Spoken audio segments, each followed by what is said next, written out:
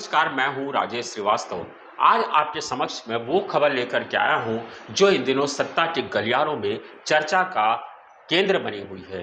दरअसल मुख्यमंत्री के फैसलों को लेकर के इन दिनों मंत्रियों के खेमे में और अफसरशाही के खेमे में, दोनों खेमों में हलचल बहुत तेज है और दोनों तरफ गहमा गहमी है। मैं आपको उस फैसले के बारे में बताता हूं। दरअसल मुख्यमंत्री योगी आदित्यनाथ की टू सरकार, यानी योगी आदित्यनाथ जब दोबारा सत्ता में आए तो उन्होंने आनन फानन में पहले ही बैटिंग करते हुए, चौके छक्के मारते हुए उन्होंने कई अहम फैसले कर डाले। उन फैसलों का जो परिणाम आया उसके चलते दोनों तरफ आग लगी हुई है, चाहे वो मंत्रियों का खेमा हो, चाहे वो अफसरशाही का खेमा हो। मुख्यमंत्री ने अपने फैसले में कहा था कि जो पहला फैसला उन्होंने लिया उसमें उन्होंने कहा कि अब मंत्री का जो जिम्मेदारी होगी वही विभागीय योजनाओं की जिम्मेदारी होगी, समीक्षा की जिम्मेदारी होगी।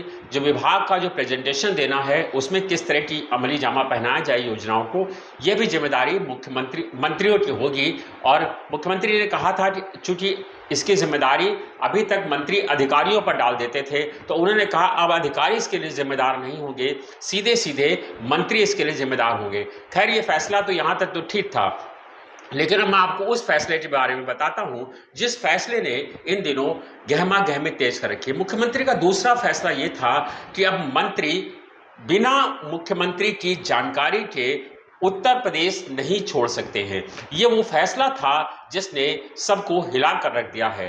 पिछले दिनों इसको लेकर के चर्चा चल ही रही थी, तभी उत्तर प्रदेश के डिप्टी सीएम केशव मौर्य और ब्रजेश पाठक दोनों उप मुख्यमंत्री दिल्ली जा धमके, और वो भी मुख्यमंत्री को बिना बताए हुए। सूबे में इसी बात की चर्चा तेज है कि आखिर क्या इन दोनों मंत्रियों ने मुख्यमंत्री को ये जानकारी दी थी दिल्ली जाने से पहले कि नहीं। इस आदेश, मुख्यमंत्री के आदेशों की अवहेलना सबसे पहले डिप्टी सीएम केशव प्रसाद मौर्य ने की। केशव प्रसाद मौर्य पिछले सप्ताह दिल्ली जा धमके और उन्होंने वहां पर धर्मेंद्र प्रधान, जेपी नड्डा, प्रधानमंत्री नरेंद्र मोदी, गृह मंत्री अमित शाह और राजनाथ सिंह से मुलाकात की।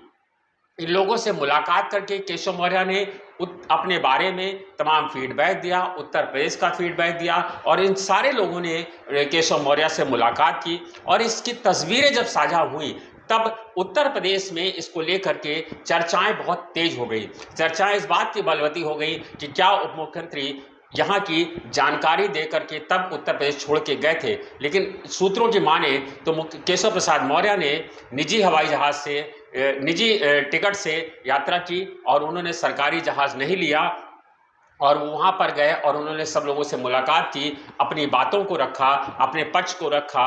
हालांकि इसका अभी परिणाम क्या आया है वो अभी सामने नहीं आया है। तो भला दूसरे उप मुख्यमंत्री कैसे पीछे रहते? दूसरे उप मुख्यमंत्री ब्रजेश पाठक वह भी दिल्ली जा धमके और उन्होंने वहां पर जाकर के उन्होंने भी प्रधानमंत्री नरेंद्र मोदी, अमित शाह, जेपी नड्डा और धर्मेंद्र प्रधान से मुलाकात की है। समझा जाता है कि दोनों से मिलकर के उन्होंने उत्तर प्रदेश के बारे में तमाम सारे 12 पक्ष को रख करके विस्तृत बातचीत की है। लेकिन जो खबर है वो मैं आपको ये बता रहा हूं कि दोनों मंत्रियों ने मुख्यमंत्री को जानकारी में नहीं दिया कि वो दिल्ली जा रहे हैं। दोनों ने जाकर के दिल्ली में बड़े नेताओं से मुलाकात की है, पार्टी के आला कमान नेताओं से मुलाकात की है।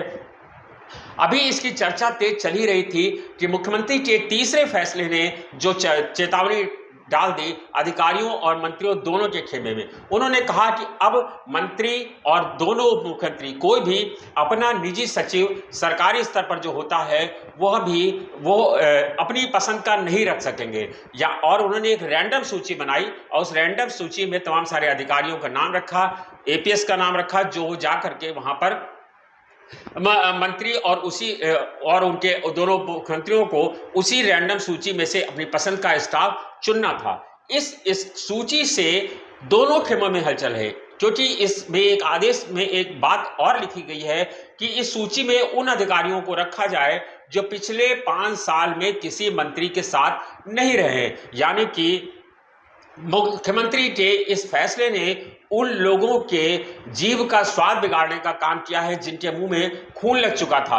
5 सालों से वो मंत्रियों के साथ रह करके मलाई काट रहे थे। अब उन अधिकारियों को उन अधिकारियों की इच्छाओं पर पलीता लग गया है और अब वो अधिकारी उस सूची से बाहर हो गए हैं।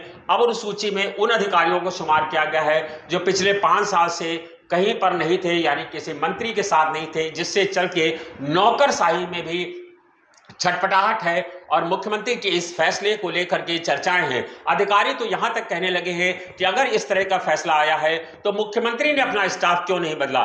मुख्यमंत्री को भी तो अपना स्टाफ बदलना चाहिए, वो अपना स्टाफ पुराने स्टाफ से ही काम चला रहे हैं, जबकि इस फैसले से उन मंत्रियों की पेशानी पर ज्यादा बल पड़ गए हैं जो दोबारा सत्ता में आए हैं और दोबारा मंत्री बने हैं, क्योंकि उनकी पुराने स्टाफ के साथ, पुराने निजी सचिव के साथ ट्यूनिंग बन गई थी और वो चाहते थे कि उन्हीं के साथ काम करें। दोनों मुख्यमंत्रियों की भी यही स्थिति है, केशव प्रसाद मौर्य हो चाहे वो ब्रजेश पाठक हो, दोनों यही चाहते हैं कि उनके साथ पुराना निजी स्टाफ रखा जाए और उसी के साथ वो काम करें। हालांकि अभी तक दोनों ने अपने निजी स्टाफ के साथ काम नहीं शुरू किया है, अभी इस पर अमल नहीं हो पाया है। तो ये जो फैसले हैं वो धड़ाधड़ जो मुख्यमंत्री के हैं वो सारे खेमों में आग लगाए हुए हैं, सारे खेमों में चर्चाओं का सबब तेज हो गया है। दरअसल मुख्यमंत्री योगी आदित्यनाथ इस बार जानते हैं कि पूरी जीत का श्रेय मुख्यमंत्री योगी आदित्यनाथ यानी उनके खुद के कंधे पर है। इस बार चुनाव में योगी नाम की नाव पर ही सवार होकर के पूरी भारतीय जनता पार्टी उत्तर प्रदेश में तमाम इतिहासों को रचते हुए, तमाम रिकॉर्डों को ध्वस्त करते हुए दोबारा सत्ता में काबिज हुई है।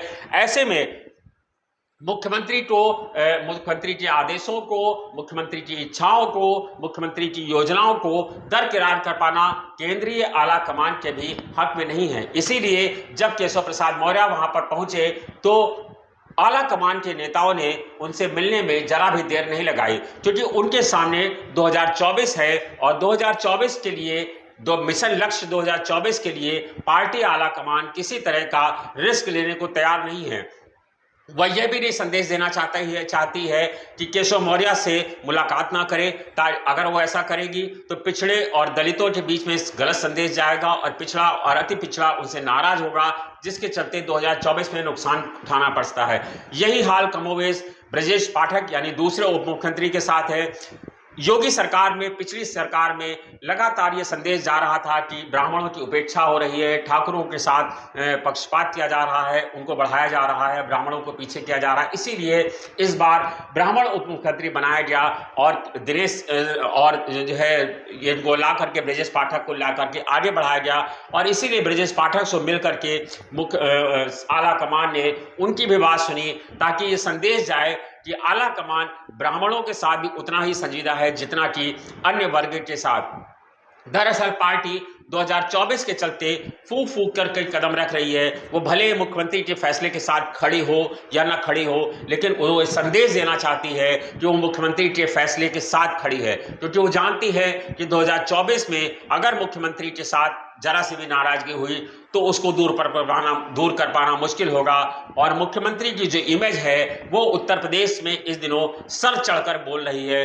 हर व्यक्ति के सर पर योगी आदित्यनाथ का जादू छाया हुआ है, इसलिए योगी आदित्यनाथ के इमेज से वो पीछा नहीं छुड़ाना चाहती है, तो केशव मौर्य को भी नाराज नहीं करना चाहती है और इसी के साथ साथ ब्रजेश पाठक को भी वो संभाले रखना चाहती है, ताकि वो चाहती है कि किसी भी तरह से दोनों नेता नाराज ना हो और सारे लोग यहाँ पर जो है उनको मैनेज करके रखे। पार्टी 2024 का विधानसभा चुनाव, 2024 का जो चुनाव है उसको भी लेकर के बहुत संजीदा है, 2024 के चुनाव को लेकर के बहुत संजीदा है। इसीलिए पार्टी अब प्रदेश अध्यक्ष का जो चुनाव तय कर रही है उस पर भी पार्टी बहुत ध्यान दे रही है। पार्टी चाहती है कि इस बार उसे कोई ऐसा प्रदेश अध्यक्ष मिले जो 2024 में ब्राह्मण हो, क्योंकि पार्टी ने जब भी लोकसभा के चुनाव में गई है तब ब्राह्मण अध्यक्ष के, प्रदेश अध्यक्ष के नेतृत्व में ही उत्तर प्रदेश में लोकसभा चुनाव हुए हैं। आपको मैं शुरू से इतिहास जो है कम से कम वो यही बताता है कि भारतीय जनता पार्टी को उत्तर प्रदेश में भारतीय जनता पार्टी का प्रदेश अध्यक्ष ब्राह्मण ही चाहिए। इसीलिए इस बार ब्राह्मणों के चुनाव को लेकर के तैयारी तेज हो गई है। जब 2004 का चुनाव था तब आपको याद होगा केसरीनाथ त्रिपाठी उत्तर प्रदेश के भारतीय जनता पार्टी के अध्यक्ष थे। तब 2004 में पार्टी ने यहां से लोकसभा का चुनाव जब लड़ा था तब केसरीनाथ त्रिपाठी ब्राह्मण अध्यक्ष था। उसके बाद 2009 में जब चुनाव हुए तो रमापति राम त्रिपाठी हुए, वह भी ब्राह्मण थे, उनके प्रदेश अध्यक्ष के नेतृत्व में चुनाव लड़ा गया। फिर 14 का चुनाव हुआ तब पार्टी के प्रदेश अध्यक्ष ब्राह्मण थे लक्ष्मीकांत वाजपेयी, और इसके बाद 2019 में जब चुनाव हुआ तो पार्टी के प्रदेश अध्यक्ष सौभाग्य से उस समय भी ब्राह्मण थे महेंद्र नाथ पांडे। इसके अलावा अब 2024 का चुनाव है तो 2024 में भी किसी ब्राह्मण नेता की तलाश है। पिछले दिनों आपने देखा होगा श्रीकांत शर्मा को लेकर के तमाम सारी चर्चाएं तेज हुई। श्रीकांत शर्मा को लोगों ने बधाइयां भी दे दी। हालांकि श्रीकांत शर्मा इस बात से बहुत नाराज हुए। पार्टी में बहुत सारे लोग ऐसे हैं जो कहा जा रहा है कि श्रीकांत शर्मा को प्रदेश अध्यक्ष बनते हुए नहीं देखना चाहते, और ये खबर उन्हीं लोगों ने चलाई कि श्रीकांत शर्मा प्रदेश अध्यक्ष बन गए हैं। क्योंकि कहा जाता है भारतीय जनता पार्टी में जिसकी खबर चलती है वो नहीं चलता है। श्रीकांत शर्मा को प्रदेश अध्यक्ष बनाने की खबर उड़ाई गई, लोगों ने बधाई दी, ट्विटर पे, फेसबुक पे, इंस्टा पे सब लोगों ने उनको बधाई दे दी, लेकिन उन्होंने इसको सिरे से खारिज किया क्योंकि वह प्रदेश अध्यक्ष तो बने ही नहीं थे। लेकिन उनके विरोधियों ने इस तरह की खबर चला करके फिलहाल उनके नाम पर कहा जा रहा है कि पलीता लगा दिया। अब देखना यह कि 2024 का जो चुनाव है उस पर मुख्यमंत्री और उनके मंत्रियों के बीच में जिस तरह की रार चल रही है, अंदर खाने दोनों में गहमा गहमी तेज चल रही है, अफसरशाही में लेकर के बवाल है और मंत्रियों के गलियारे में भी चर्चाएं तेज है। अब देखना यह है कि इस खबर का, इस मुख्यमंत्री के इस फैसले का क्या असर होता है। आप अपनी राय कमेंट्स बॉक्स में जरूर लिखिए। धन्यवाद, शुक्रिया।